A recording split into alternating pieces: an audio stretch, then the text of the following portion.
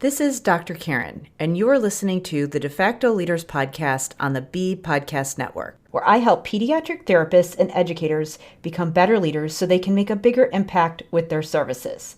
With over 15 years of experience supporting school-age kids with diverse learning needs, I'll share up-to-date evidence-based practices, my own experiences, and guest interviews designed to help clinicians, teachers, and aspiring school leaders feel more confident in the way they serve their students and clients. I'll cover a range of topics designed to help you support students' emotional and academic growth and set kids up for success in adulthood, including how to support language, literacy, executive functioning, as well as how to help IEP teams working together to support kids across the day. Whether you want to learn more effective strategies for your therapy sessions or classroom, be a more influential leader on your team, or find creative ways to use your skills to advance in your career, I've got you covered.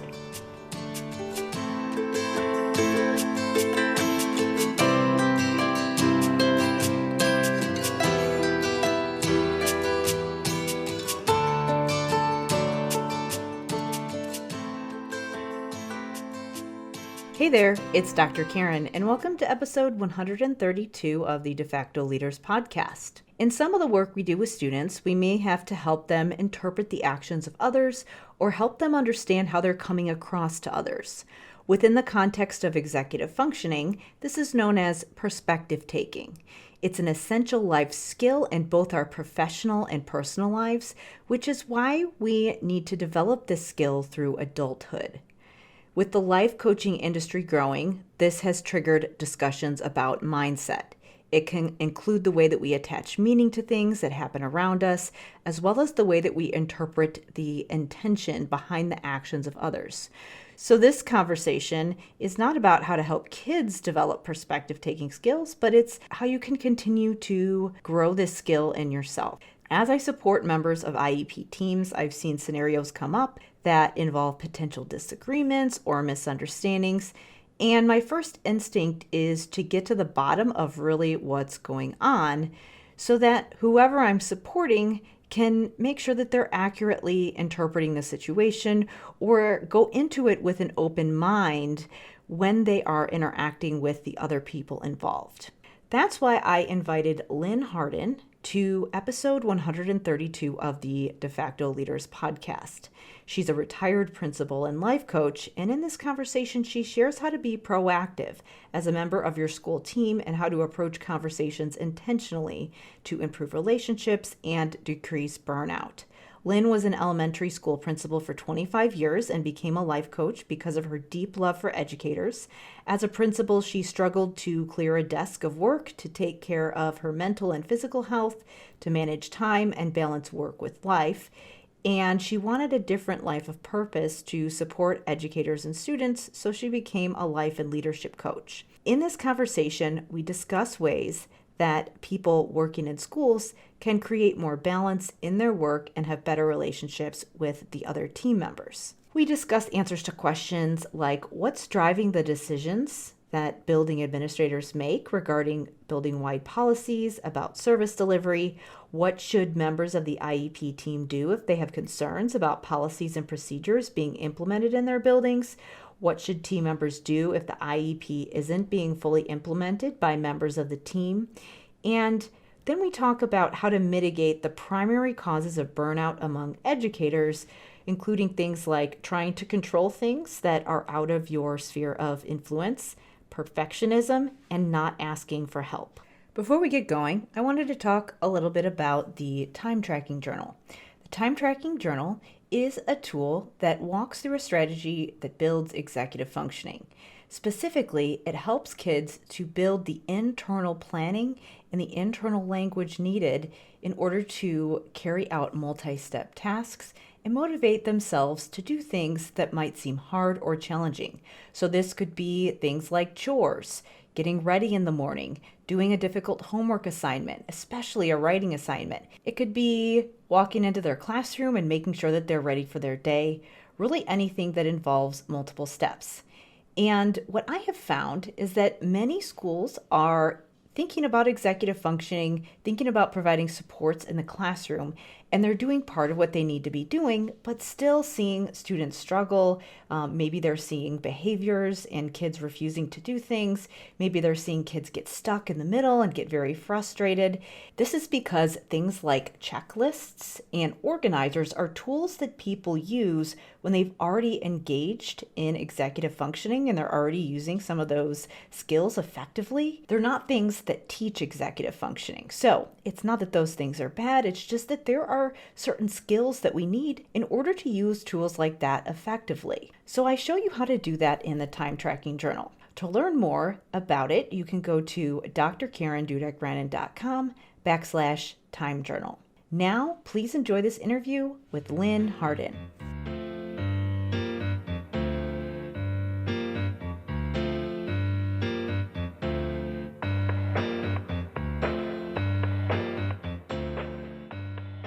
Today, I am joined by Lynn Hardin, a retired principal and life coach. So thank you so much for joining me today. Thank you for having me. I'm wonderful. I'm grateful to be here. Well, I know as we were talking beforehand, there's so many different ways that we can use your experience and your skills to have a lot of different conversations that I think would be really helpful for people to hear. But I thought we'd just start off by having you to share a little bit about your background, the work that you've done in your career up until now, and then the work that you're currently doing. Okay, thank you. I was a teacher, taught third grade in Irvine Unified for a short time, and then quickly realized that I wanted to have a larger impact and became a principal. And for over 20 years, I was a principal in a large urban school district in Southern California. And then at a certain age, I retired and became a life coach for principals. And today I help principals learn how to manage the many challenges of school leadership and running a school.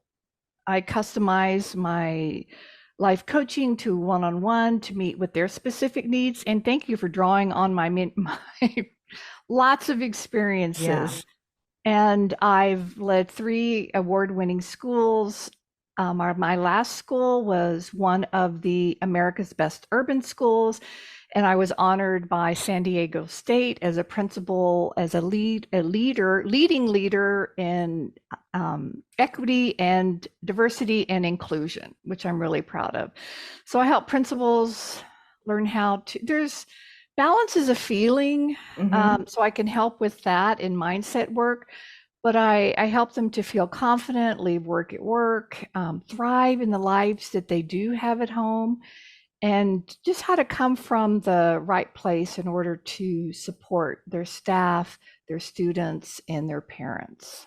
So there's so many interesting things about mindset work, because it's in the last 10 years or so, it's just really become something that people are talking about. And I know that a lot of people need mindset work. Probably most people need it, but most people don't think that they need it. And it's like, oh no, just give me the strategy. And obviously you need the strategy, but you need to layer the mindset on top of the strategy. So I am curious what specific things come up for people in leadership positions from a mindset standpoint, and how do you figure out how to layer that on to the strategies that they think that they need to do?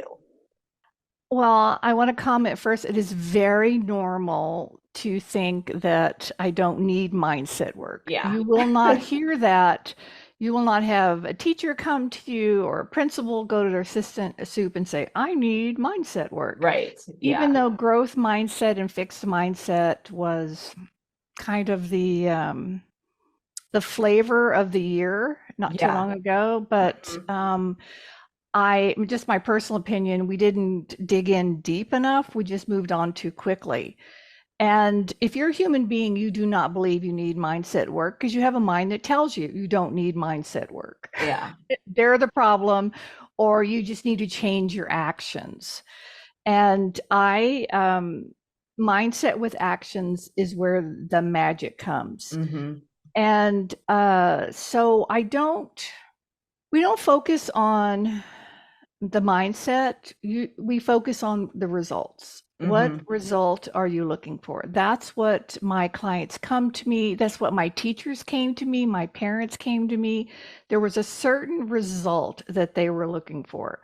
And based on the result that they're looking for, I can backward map to the Yeah. mindset and then coach them with their thoughts and feelings. But it starts with focusing either on the action, but usually on the result. Someone's looking for a specific result. Yeah. I've always found that what sometimes has helped me in the past is when it's, I'm distorting something in a certain way, or the way that I'm looking at a situation isn't getting me where I want to go. And then someone can just come in and just point out, just through very conversational means, how I'm distorting it. Something that I see a lot with people in education is just how to form relationships with the team, and how to approach those interactions in the right way, especially when maybe you don't agree with something that somebody in your building is doing, and those kinds of things. And sometimes just using different words and language around how you describe that situation can be really really helpful.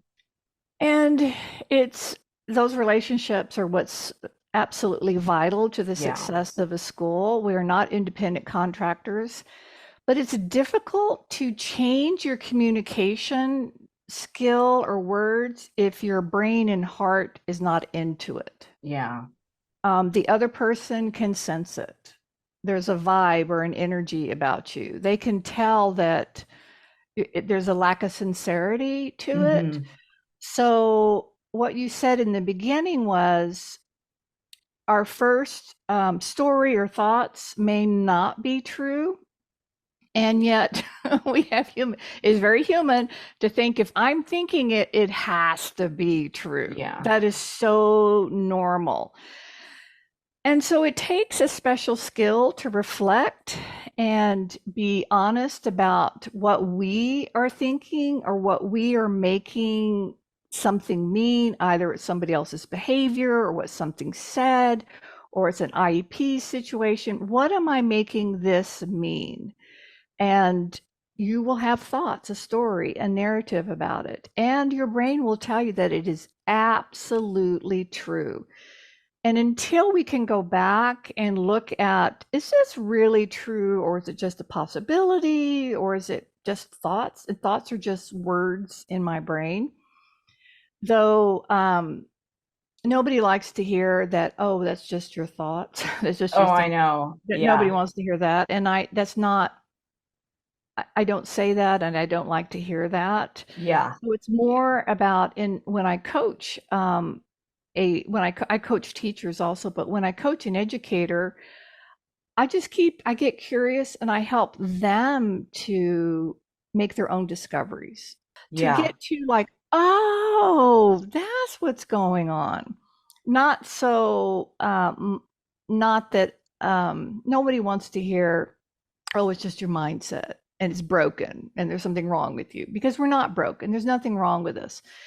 Having a perception that may not serve us or serve other is superhuman and super normal. But within emotional intelligence, I think our job is to be willing to look at that, look at what's causing us pain, look at what's causing us discomfort, look at how we want a different result, and just shine the flashlight on it. So that's really what I do. I did that as a principal. So that's why becoming a life coach was like falling off a log. Yeah. Just sort of what you were already doing, and with Yeah, with yeah. a specific name. And I know you did some other training.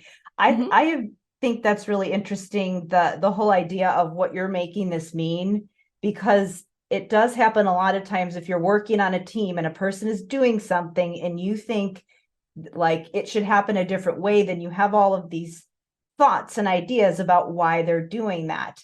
It happens a lot with, if there's this person in this leadership position and they make this decision about, whatever that affects your caseload. And a lot of times there's ideas about why that person made that decision. And so that's where I've kind of had to, with some of the people that I work with, dig in a little bit and see what's really going on, to see, is what you're saying that they think, is that really true? I think one scenario where it was like everybody had to turn in their lesson plans. And so something that happens with therapists is that we don't do lesson plans like teachers. Our job is a little bit different. And it was like, well, my principal wants me to turn in a lesson plan. And I'm like, well, okay, this principal just started in a brand new principal position, and they told their staff, this is what I want you to do. Maybe there's a way that you can work together and find something that fits you. Maybe they were just busy and they just didn't happen to think about how this affects the speech pathologist because they've got a lot going on. And so I don't know if that's something that you come across with working with teachers and principals. I'm curious if there are things that have come up for you that are sort of repeat patterns when you're working with teachers and principals specifically. That I want to address what happened to the speech pathologist is that when our bosses make a decision, the people we work with, it is very normal to think that it is personal. Yeah. That it is all about me. That's just having a human brain. Nothing wrong with it. I don't know that it serves for good teamship, good partnership. I know it doesn't. And I think that was one of the first, as a new principal, I heard that more than anything from my assistant superintendent. It's not personal, but boy, it sure felt like it. Mm-hmm. And our speech pathologist did have lesson plans. They did, when they would meet, especially in groups, they would have a plan for what the lesson would be, what they were going to do based on the IEP and the things that not so much one-on-one, they would follow the IEP, but sometimes in groups, they would, because there would be different needs, different benchmarks, they would have a particular lesson for that half an hour or 45-minute group. So it wouldn't be, maybe you wouldn't call it a lesson plan, but you would be planning, I would hope, be planning what you would be doing in that group. So that new principal is not too far off the mark to make that request. But if I really would encourage anyone who has a problem with something that, this is what I see happen. This is what I would see happen in school site. And then maybe this resonates with your listeners. A principal comes out, new principal or an old seasoned principal will come out. Okay, this is a different year. I need lesson plans from my teachers and I need lesson plans from the auxiliary staff. And sometimes their decisions come from, they have a much larger picture of what's happening in the school and the district. And we don't always share everything because who wants to hear everything? And there's not enough time in the day. And, but this is what will happen. So we'll make that kind of decision. And then people will call their girlfriend up, or they go to their department head and complain, or they go into the teacher lounge. And I'm not saying that venting isn't important, but it can create a negative school culture. And it's also, if they're a strong leader and positive school culture is important, you can get called in on that and asked about, hey, what's going on?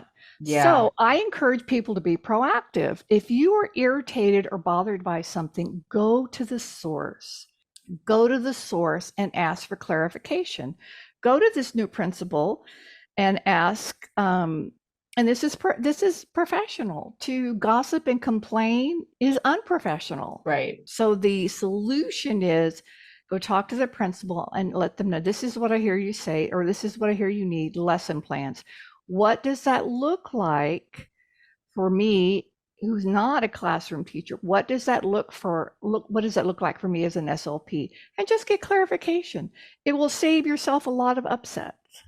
I like that. What does it look like? Because as you said before, sometimes there's a way that you can do it that does apply to you. Sometimes this doesn't apply to me. A lot of times that comes up, and I get it. I get that people who are in those specialized related service provider positions, they want training that is relevant to their specific discipline, but also you have to be a member of that team and figure out, like, if you don't know what's going on in the building and those other things, then it is hard to be a member of the team. And so sometimes it might, maybe the first draft might not be exactly how it would apply to you. But if you say, how does this look for me? Instead of that doesn't apply to me, the conversation can be a little bit different. Yeah. How can I, what do they need from me to be a part of this culture? Because every school will be different. Every Yeah. school, it's very, the expectation, I think, of a principal, because I consider my speech pathologist pros, is that they come in and they make the effort to be a part of this team. And if they're struggling or need something, then come to me. Yeah. Because the last thing you want is your principal saying to you, you're not being a team player, you're not being a part of the staff, you're not communicating. You don't want that, and yet neither do we, because by the time we notice, it's a big problem. So it doesn't have to be that way. Come in with the attitude that this is my school, these are my teachers, these are my kids. In my district, I didn't write the evaluations for speech pathologists, but I told their boss what to put into the evaluations because I was working closely with them. So I would ask myself, what is stopping me from just going to this principal and asking for clarification? That's a good one. And I think that you don't always get the best ideas when you are in that, like, let me gossip, let me gossip with my friends, you know.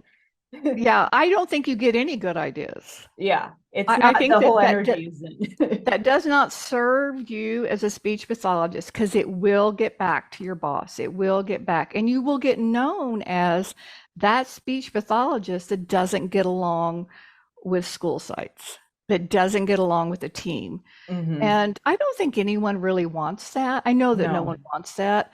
And it doesn't make for a fun, positive environment. It doesn't make it fun for the speech path. In the long term, it doesn't serve anyone, especially the children who we're serving. So I know as a principal, I didn't know there was a problem until you came and talked to me, because there's such a massive amount of a workload on Right. a school site leader that we try to keep from our teachers, our staffs, and our students.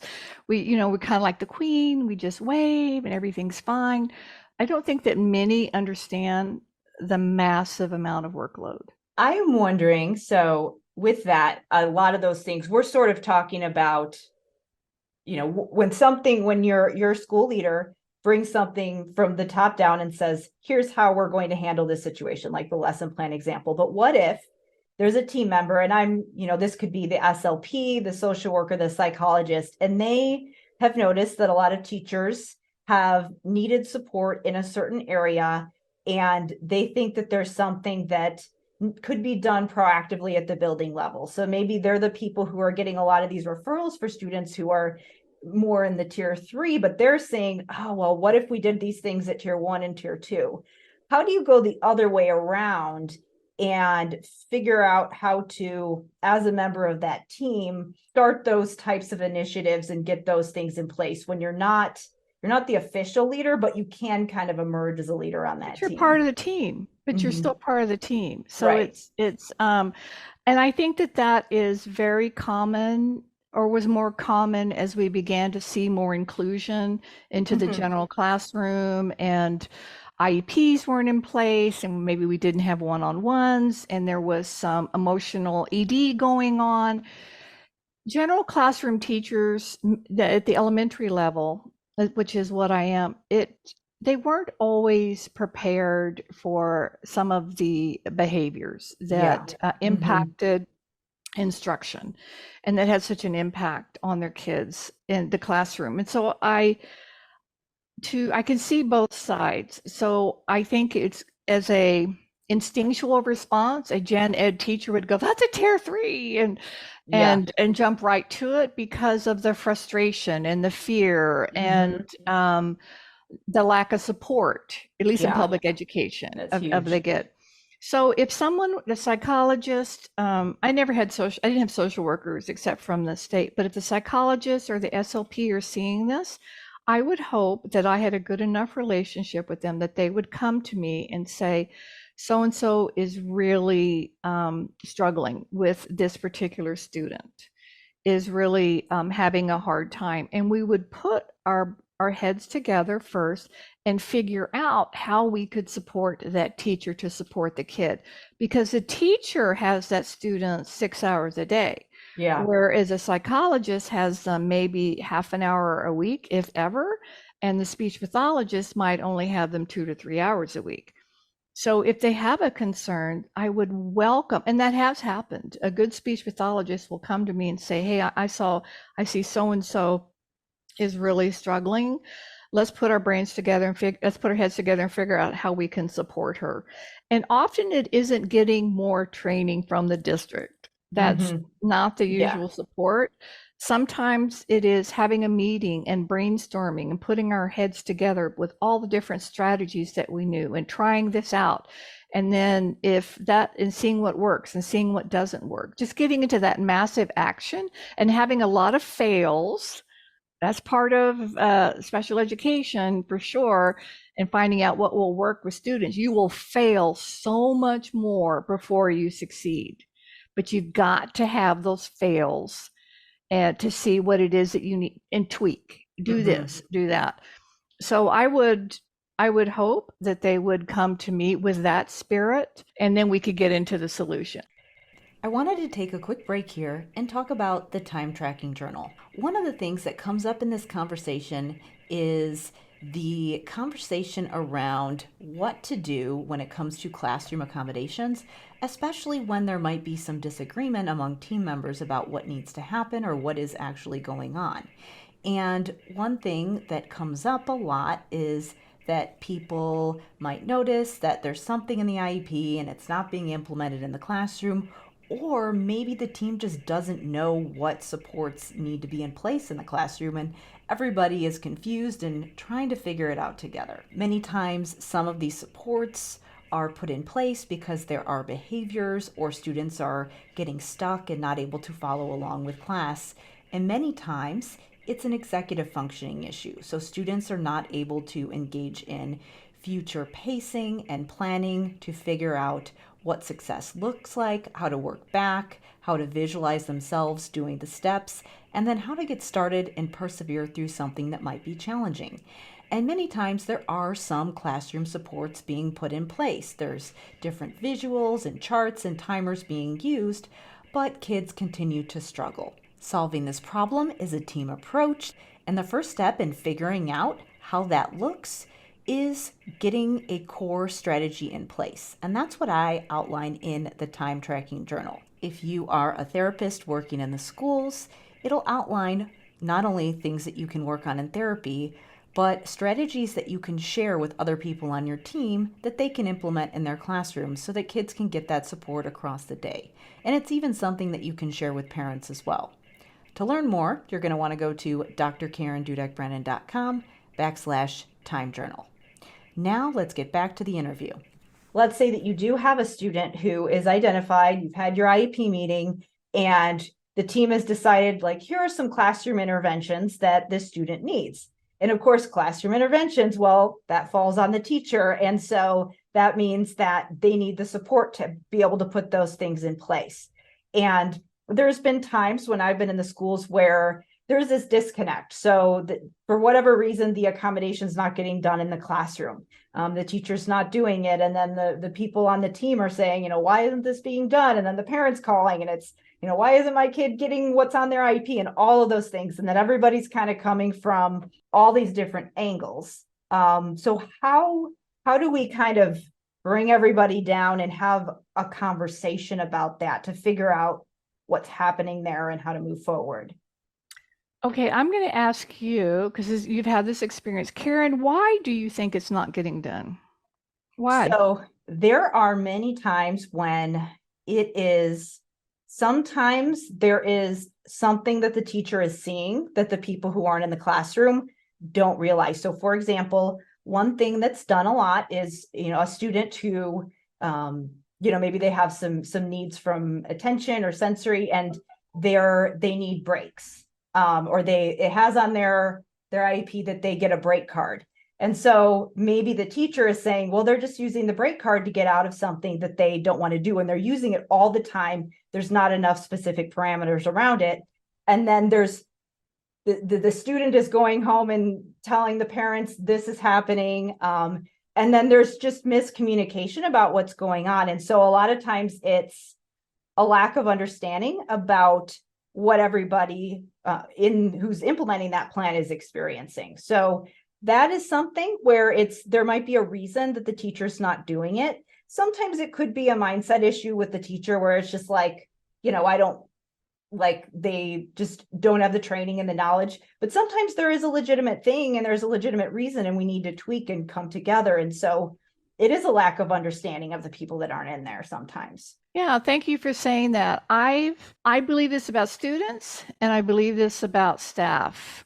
No one is ever misbehaving. They just need to be taught for what it is that we need. And that's a great example of something being put in the IEP that was failing. Take breaks. Here's your break card. And you get 8 to 10 breaks a day. But the student is using it as an avoidance strategy. Right. Yeah. Right. And that's a problem. So that's hard for teachers. So sometimes a teacher will communicate it, but my expectation would be that the special education teacher would be communicating and would be supporting the teacher and supporting the student.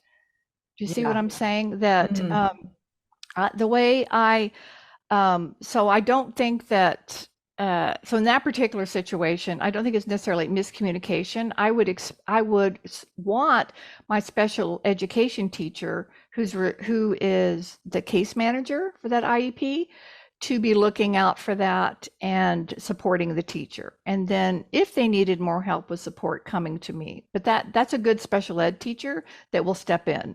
Yeah. And see and they're usually friends, they're good team members, and they can support the teacher. Listen, yeah, I see it up. They're trying to do avoidance and tweaking it. And then if we have to do an addendum to the IEP or if the parent wants another IEP, we can come back. But I have, in my 20-year career, I have never seen a teacher blow off an IEP. I've seen one, they didn't know it was in the IEP, because they never got a copy of it. That happens. And because at the meeting, we all just signed, and the copies, a copy didn't get to them. Whoever was the case manager didn't give them a copy, so they didn't know. Right. So my teachers usually read it at the beginning of the year when they got a new student, but one, they didn't get a new copy of it.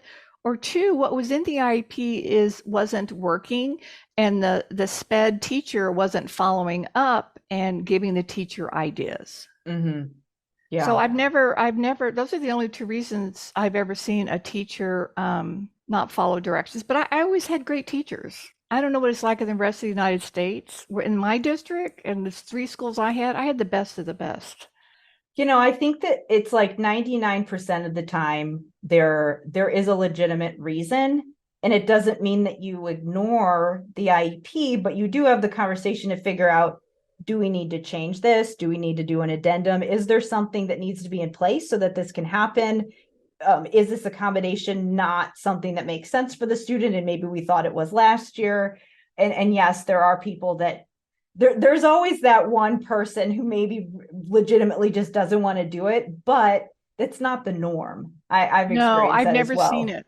I've heard of it, but that teacher is usually in some type of evaluation process. There's more problems than that. Yeah. There's a lot of other problems going on, but I've never seen it personally.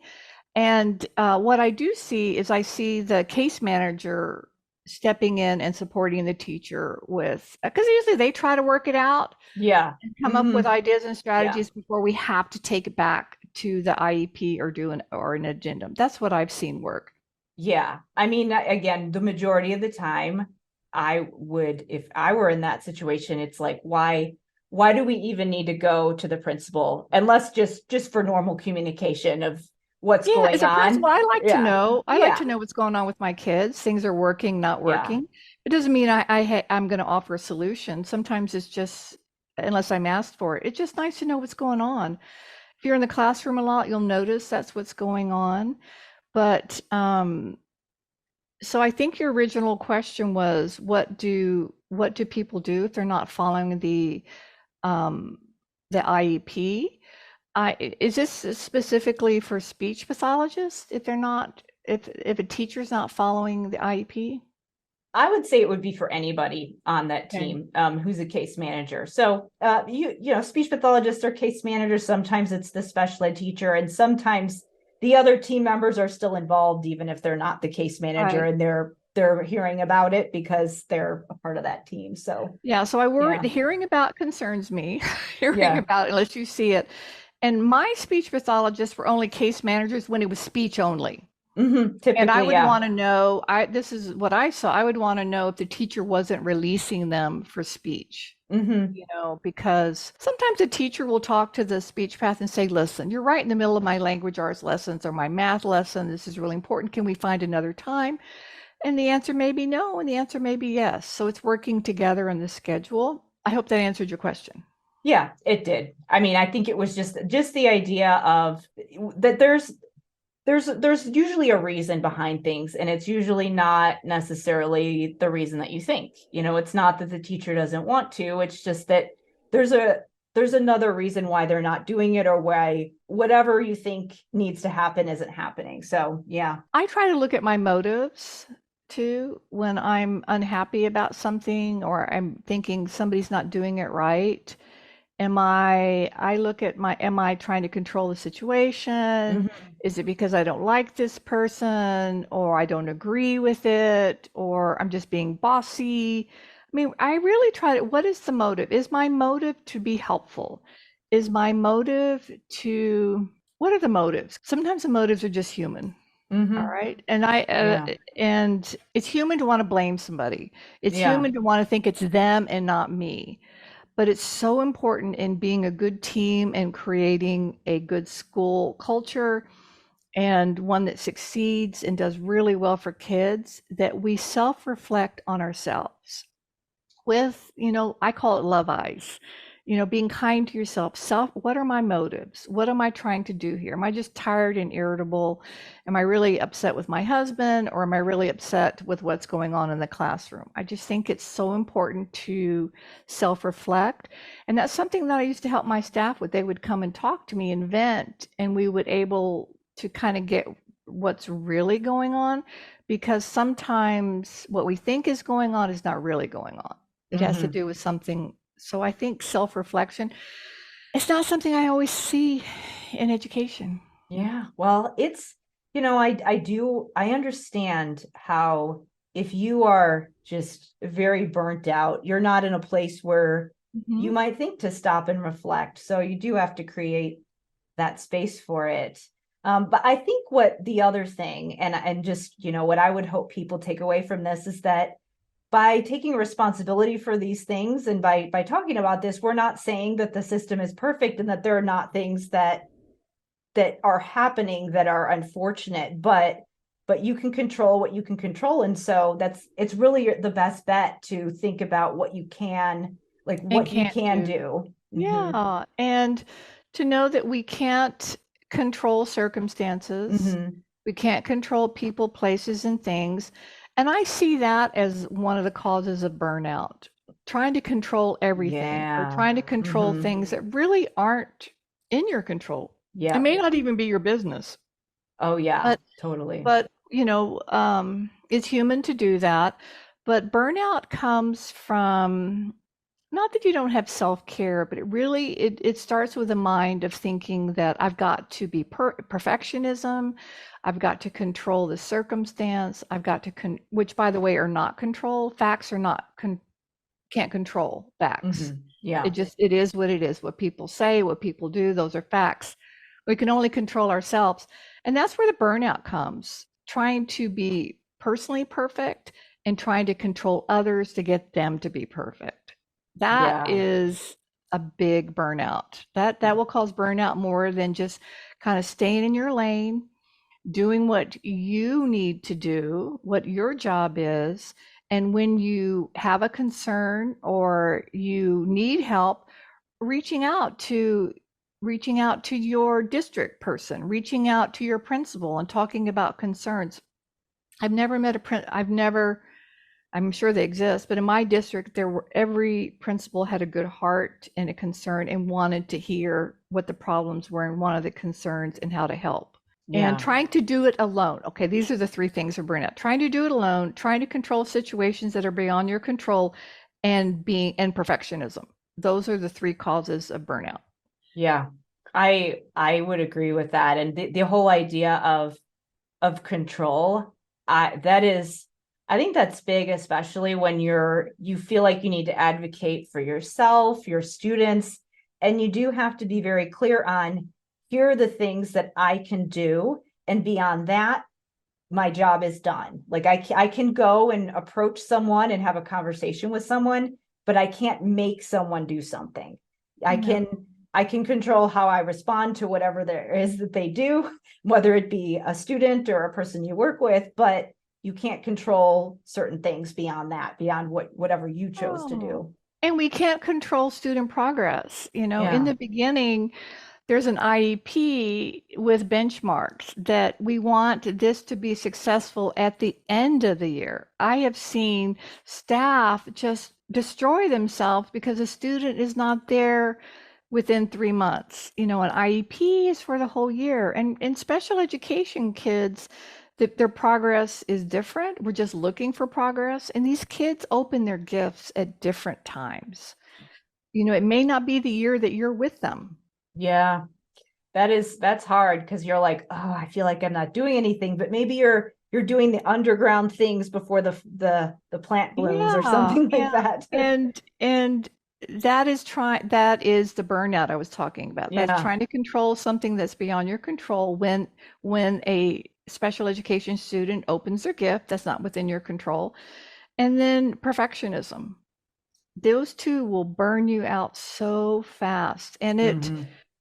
it's we're talking kind of about raising your emotional intelligence here. Yeah. Well, I feel like, I mean, we've got a couple of really important themes here. Just the whole idea of asking yourself how you're interpreting things, what you can control, and just being able to approach things with this whole attitude of curiosity about what's really happening rather than making assumptions. And I feel like I could throw scenarios at you all day and have you unpack them, but I know that we've been talking for a while, so I Well, know it's a I'll tell you good. what, give me one more specific scenario and I'll unpack it for you.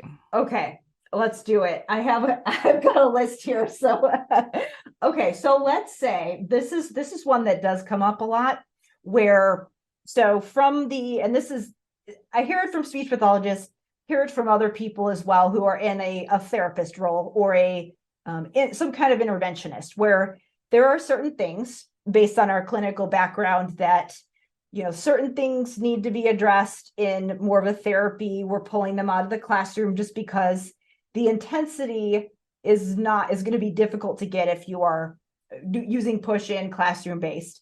And some people have said that their administrator or the leadership has said, we're doing inclusion this year, and so we expect that most of the support staff are going to be doing classroom-based intervention. And so some of them have a hard time navigating, okay, I know that I'm using multiple models of service delivery. Some, I might be consulting or going into the classroom, but then some kids really do need to be pulled out. And so that's something that I have had to coach people through to just figure out how to have those conversations with your principal. Again, I think it's very similar to a lot of the themes that you've brought up so far, but I'm just curious your thoughts on that specific thing, because it's something that comes up for therapists, and the ethical challenge that they have is, I have clinical experience and they're making a recommendation that I don't know is going to be a fit for all of my students. And I need to be able to diagnose specific cases and not necessarily always use the same service delivery model. I agree. That's a good one. That's a great specific example. I would say to them, if they're not happy with the hours that they're getting, and that they think the child needs more. And by the way, in general education, I agree, they always need more. They always need Yeah. more service. Always, Yeah. always, always. But we have limited resources. This is general education. There's only so much money. There's only so much. You have a caseload, and you have to, do to work your schedule. So if you really feel that child needs more pullout, the time to talk about it is during the IEP. It's just the speech department that comes from that, and it is looking at those hours, and that's what parents have fought hard for these last 10 years, is to have their kids fully included. Yeah, I know that there are certain geographic areas that are known for being more litigious than others. So I know that has an impact as well. So and I think that's another example of how principals sometimes know, or principals or superintendents and other district leaders might know some of those things that are impacting the decisions that principals and other people are making that maybe the staff don't know. So I always am kind of like, why don't maybe talk to your principal and see where their head is, and just kind of, and obviously I know that you might not be able to share some of those things with your staff. This has been wonderful. Now I think people would love to know where they can learn more about you. I know you have a podcast, you have coaching services that you offer for people working in the schools. So where can people connect with you? Well, I have a podcast called The Principal Purpose, and I have my website is at Lynn Hardin, HARDIN.com. And I have I love this guide, this free guide on how to learn how to leave work at work. It's a free survival guide, and it's about that healthy life-work balance. And I'm proud of it. I think it's a really great resource, and I've gotten good feedback. And so go to my website, and I think that would be helpful. And you could reach out to me through my podcast or on my website, and I'd be happy to help in any way and answer questions. If you have specific situations that come up, I'm happy to help. Great. Well, thank you so much for being here with me today. Oh, my pleasure.